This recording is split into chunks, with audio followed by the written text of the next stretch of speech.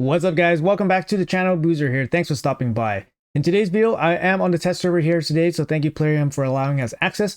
And in today's video, we're going to go over a team here brought to you guys by another content creator, Tyrauku, who actually made the most probably free to play accessible team available for the event level 30 dungeon against the Queen of Hearts.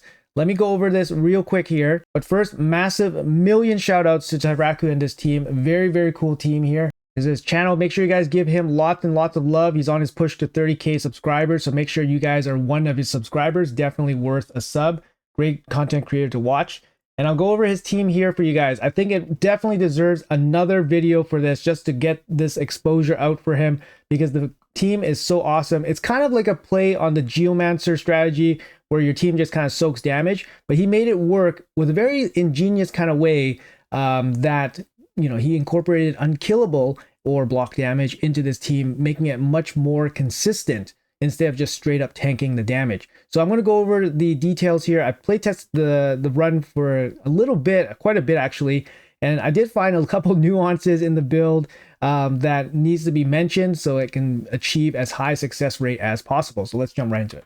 Anyways guys, so this is level 30, super high-end content, of course. The Kaja in this enemy team is 300 speed, so if you guys are, you know, barely cracking 200 speed, you guys probably shouldn't be doing stage 30. But this is probably the most accessible team in terms of champions and gearing. Actually very flexible in a lot of ways, but also requires a little bit of nuancing and a little bit of tuning here. So I'm going to show you guys the run real quick. We're just going to go gloss through it, and then I'll talk about the details afterwards. So first, fears come in. Shamail cleanses the fear, of course. Shamail actually eats up quite a bit of time here with his counterattacks.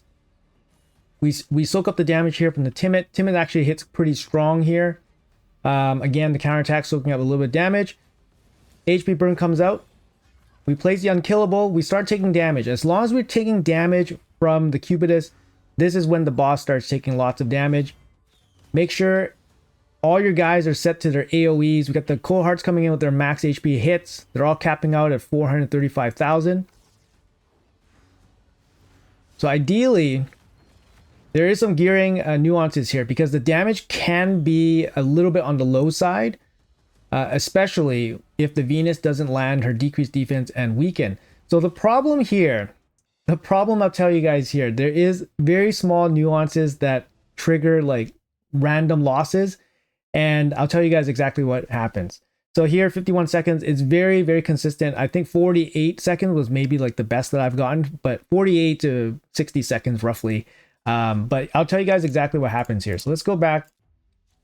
So Venus actually has this passive here, and for some reason, Venus uses this ability before her defense break and weaken ability. You want her to use this, but instead she for some reason uses this, and then she only has a 50% chance of gaining an extra turn, and then she places this. The reason why you want her to place this is because then your team is weakened and your team takes more damage, therefore the boss takes more damage. But this only occurs 50% of the time. So in the last run, we still completed the run, but it would have been a lot safer if she placed the decreased defense and weaken. So I'll show you guys how to manipulate some of the damage so that you guys have the best chance of completing it when that doesn't happen. So quickly, we'll show you guys another run here real quick, but it's a good solid team. It's a solid run. I'm running 2 Cold Hearts here, which is probably one of the weaker options. If you guys have Marius or Newt, this thing's going to be a joke. Yeah, because they do 3 times as much damage as 1 Cold Heart, right?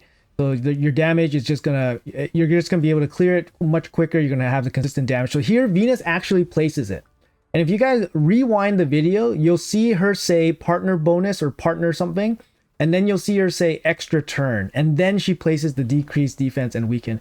So it's actually a very strange occurrence, a very poor AI from Venus there. But you notice that our team takes a significant amount more damage from the Cupidus, and you see the health pool dropping a lot more easily. And that's going to be the biggest problem with this team, other than Geomancer missing the HP burn. So here we got 48 seconds. But the thing is, this 48 seconds was a lot more safer because we would have been able to soak up more turns of damage as opposed to basically running out of turns. because as long as your Geomancer is alive with the unkillable, you're still going to have the HP burn effect happening against the boss. So let's go over the presets here real quick, and I'll show you guys the gear sets right after. The presets here. We got Geomancer. Geomancer must be in the lead. He also provides an HP aura, so that's really good. You want to definitely turn off the A2. You want him to place the HP burn, and then you want him just to A1 the whole way. The reason why you A1 is because you want the A1s to trigger the Cupidus into attacking your team over and over and over again. I found that 271 for this Geomancer works incredibly consistently with the rest of the team's stats that I have currently. There is a range that makes it work. However, you might find small little nuances that might trigger losses here and there or have little inconsistencies. But definitely try this version out with this exact speed, and you'll be a lot better off, I think. So Shamail here, Shamail is in whatever gear, to be honest. He's honestly just here to remove the fears. If he can pitch in a little bit of damage, definitely good, but he basically doesn't really need much. All right, so that's really flexible for a lot of people. You just need the champion.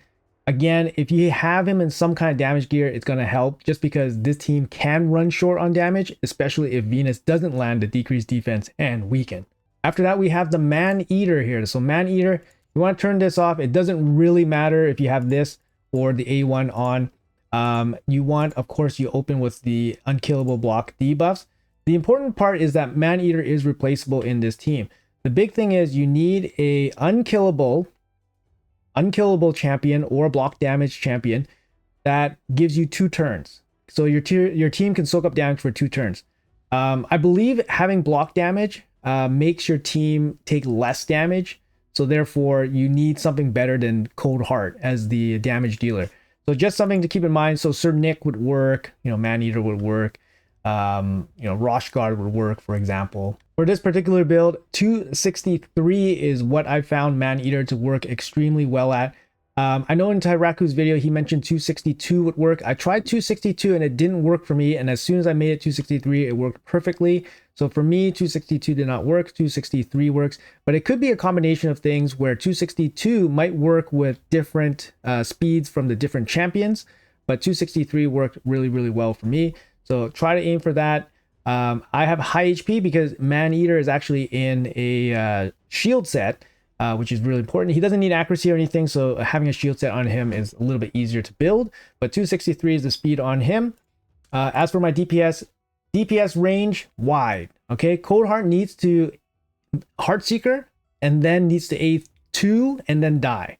Okay, so that's basically it. She doesn't need to do much, right? She needs 2 attacks. She doesn't need incredible speed or anything. I got her at 218, accuracy not needed. 296 crit damage is enough to cap, considering that the Geomancer weaken is being applied.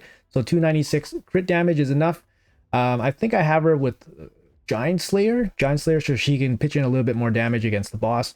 You could go even War Master and get more damage against the boss too. Second, Cold Heart, basically same speed, basically same crit damage. They do about the same thing. You want to aim for about, I would say 45k HP, because you are basically wide open to damage for a little bit, for a couple hits, like Timid, potentially Venus.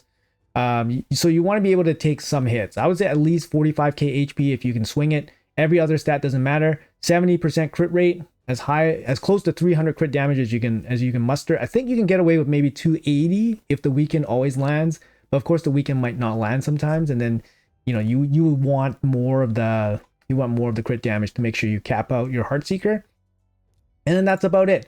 So this team works super good. I'll show you guys the exact gear sets here that I was using, and I'll go over why I chose those pieces. So here we got Shamail, like I said, bolster set. He has basically whatever stats on. I put a crit damage glove on him for no reason. Well, of course for damage, but I didn't crit cap him.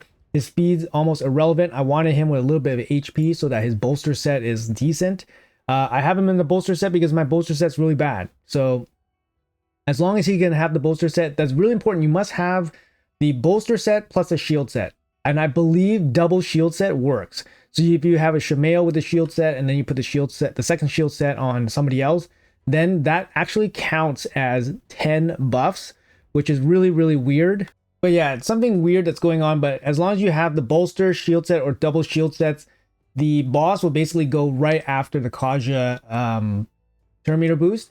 If you basically only have one of those, one shield set, for example, the boss won't go, and then Timid will go, which is, yeah, it's kind of weird. But anyways, just make sure you guys have 2 shield sets on, or 1 shield, 1 bolster. So this is Shamail here. He's in whatever damage I can throw on him. Not super important. War Master as well will help pitch in a little bit of damage.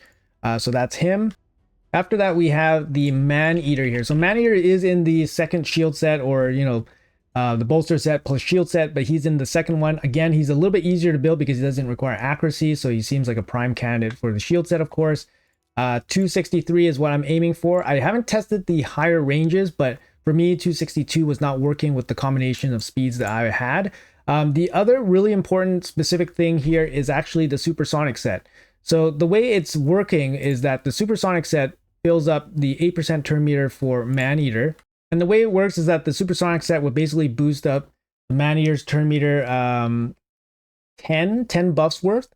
So 20% turn meter, and then that will basically slide them just ahead of the Cupidus, so that before the Cupidus is able to deal like the fatal damage to your entire team, he's able to place the unkillable buff and then protect your whole team from everything. In the ideal world, of course, you want the Venus to place the decreased defense and weaken before the Man Eater takes a turn. But like I said and showed, Venus actually has some weird messed up AI where she uses her partner ability before her actual, you know, decreased defense and weaken ability first, and only gets the extra turn 50% of the time. So there's nothing really we can do about that. We just have to basically, you know, build towards the worst case scenario, which is not getting decreased defense applied to yourself. But yeah, the supersonic set in here makes a lot of sense. It basically matches the turn meter boost of the Kaja, and then it sets itself up right in front of the Cupidus, which is perfect. That's a really, really good idea to incorporate the Man Eater, basically allowing him to place the unkillable buff after the initial strip from the Queen of Hearts. Obviously, in a shield set, you want max HP, of course. If you can squeeze damage on him, sure. Best case scenario is you have War Master on him just to pitch in some damage against the Queen of Hearts. Also to note, you don't want any counterattack stuff on him just because, just to save time, basically. After that, we have Geomancer here. So Geomancer I have at 271. 270, you can definitely run him in a little bit different speeds. I've tested all the way up to 279. In Tyrauku's video, he said at 280, he starts targeting the Kaja. And the reason why he starts targeting the Kaja is, I believe that Kaja has an extra buff. She has a buff that the Queen doesn't, and then for whatever reason, Geomancer just targets the Kaja, and then she has a block debuff on it, and then that's it. So 280 definitely doesn't work on Geomancer, or 281 definitely doesn't work. 280 might work, but I know I've tested up to 279, and it works on Geomancer. So you can have a bit of a range with Geomancer here. You ideally want Geomancer to go before Venus goes. So in the event that Venus does place the decreased defense, then Geomancer would have already had the HP burn on, and then when she attacks, you do receive, you know, some extra damage reflect onto the boss. So that's kind of like the order of things. So I think minimum for Geomancer would be 267, and the reason why it works at 267 is because Shamail actually boosts his turn meter from the Fears, which is similar to how the supersonic set boosts the Man Eater for the buffs on the enemy. So it's kind of playing with this turn meter with 2 different champions here, but just make sure that your Geomancer is approximately these speeds. Like I said, 271 works really good for the team that I'm showing you guys right now. And I put some revenge accessories on Geomancer just so he can basically counterattack a couple more times with his AoE if needed. For his Mastery, you're looking at War Master here. You also want Master Hexer if you can swing it, so you can get extra turn on his HP burn. After that, it's not really too important. Everything else. For blessings, you want Cruelty, and then you want Cruelty on one champion, and then you want basically Phantom Touch, just for some extra damage here and there. After that, we have the Cold Hearts. They can be built in any kind of gear as long as you hit the crit damage threshold. The best thing about Cold Heart, 70% crit rate, and then as close to, you know, 300 crit damage as you can, I guess. It seems to be capped out every time with the crit damage that I have right now, so 296. And then the second Cold Heart has 302. Total speeds don't really matter for the cohorts. 214 here, you can definitely crank it down a little bit. Like I said, they only need 2 attacks. They need to Heartseeker once, and then they need to A2. The A2 is really important because the A2 is an AoE. The AoE splash will hit the Cupidus, guaranteeing that the Cupidus will hit back once. That's very important to leave the A2 on your presets. It's very important. And then obviously set the Heartseeker to 1. It is important to note that also, it's probably better to have your champions geared to be as slow as possible so that they don't lose the unkillable, especially Geomancer. So Geomancer, if you have him basically at the upper range of, the allowable speed, like 279, for example, there is an opportunity for him to basically lose that unkillable buff, get killed early, and then your run basically fails.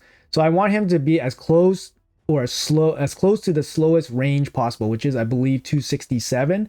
So you definitely want to gear him down as much as possible. In terms of accuracy for this level of dungeon, you need 500 plus. 500 plus. The more, the better. But after about 50, I forgot what it was, 505. 505, I believe, is 97%.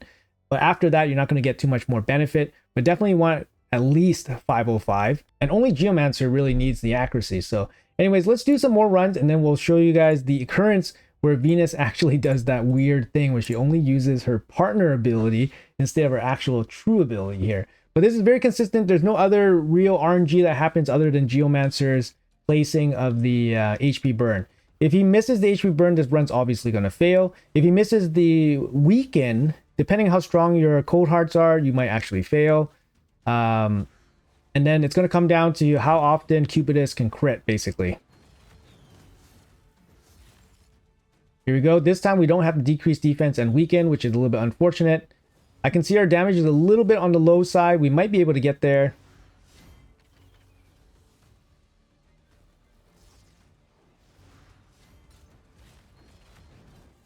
There we go. More A1s. You see the A1s coming in from the Geomancer is actually kind of nice. It's going to be tight. Get a little counterattack here. The A2 from the Cold Hearts. Yeah, perfect. We did get a reflex proc there, so that doesn't really count. But in this case, the Venus didn't have the decreased defense and weaken. Didn't go for that, didn't get the extra turn. It's really weird AI. Can't really explain it, but honestly, it's very, very consistent otherwise. Timid hits really hard, so again, make sure you guys hit those, HP levels. Like I said, 45 to 50k on the Cold Hearts. You will survive. Shields really help. This time, Venus did get the extra turn, 50% extra turn, and then she lands the decreased defense and weaken. It should be a lot more smooth here. We're going to take a lot more damage from the Cupidus. Here we go. Yep. Yeah, everybody just takes more damage. But a lot of it's going to come down to, it could come down to crits. How many crits we get against us.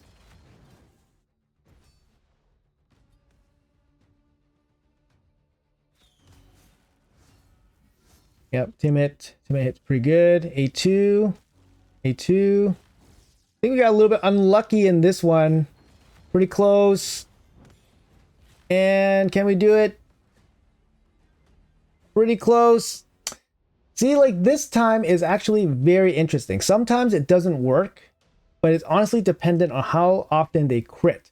So if I properly built up my Shamail, it would have been a sure thing here. For some reason, the Cold Hearts not working out. Let's try that again here. But yeah, overall, it is actually very consistent. But we had the best case scenario, right? We had the Venus apply the decreased defense and weaken, and then it was still not enough damage. So it has to be maybe a little bit better than Cold Hearts as the damage. Let's see here. Yeah, both Cold Hearts are maxing out 435. Didn't get the decreased defense and weaken from the Venus here. Like, yeah, that Cupidus swipe was massive.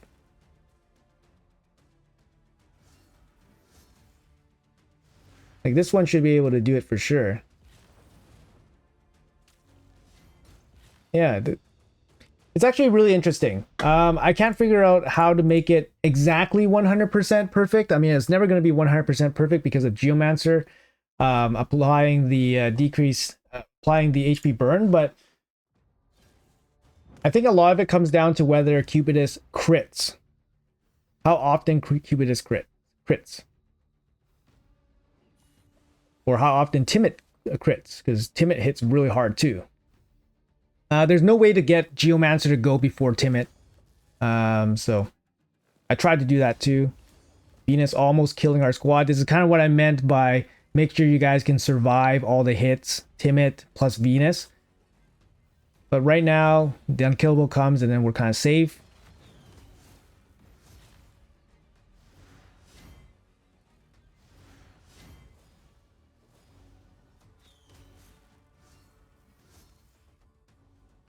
Okay.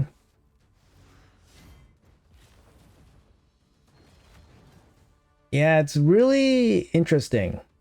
Really interesting. Because sometimes you see Cupidus hit with the 130k damage. Sometimes you see the 130k damage ticks. And then sometimes you don't see anything. Okay, I think we got it this time. There we go. So minute 6. A little bit longer, but hey, it works. Anyways, guys, if you guys have better DPS than the Cold Hearts, definitely bring them. I've tested Rogar. Rogar works fine. He caps at 435 as well. You guys can use his A2 to try to hit with the, multi-hits spray, try to hit Cupidus. I think Cold Heart's a little bit better than Rogar just because she does have the guaranteed AoE A2, which is, good to kill off the, to hit the Cupidus, sorry, to get the Cupidus to attack with the A1. But yeah, if you guys have better than that, definitely bring it. Just be more consistent. You see that we're just a little bit short on the damage at the very end here. So, like I said, guys, this is one of probably the most accessible team here. I didn't make it. Tyrauku made it. Make sure you guys give him lots of love. He's on his drive to 30,000 subscribers, so make sure you guys are part of that. But yeah, it works really, really well for what it is. 3 epics, 2 rares potentially. You can run it all epics if you want. If you have a single newt, this is going to be a 30-second run. And gearing, very, very modest gearing for the top end level of this dungeon. So anyways, great team, Tyrauku. Thank you so much. Really appreciate you guys watching to the end. Hopefully you guys enjoyed it. Hopefully this helps you guys out if you guys are struggling for this event. There's a free gearing event right now, so make sure you guys take advantage of it with this team. Give Tyrauku the props that he deserves. And thanks for watching, and I'll see you guys in the next video.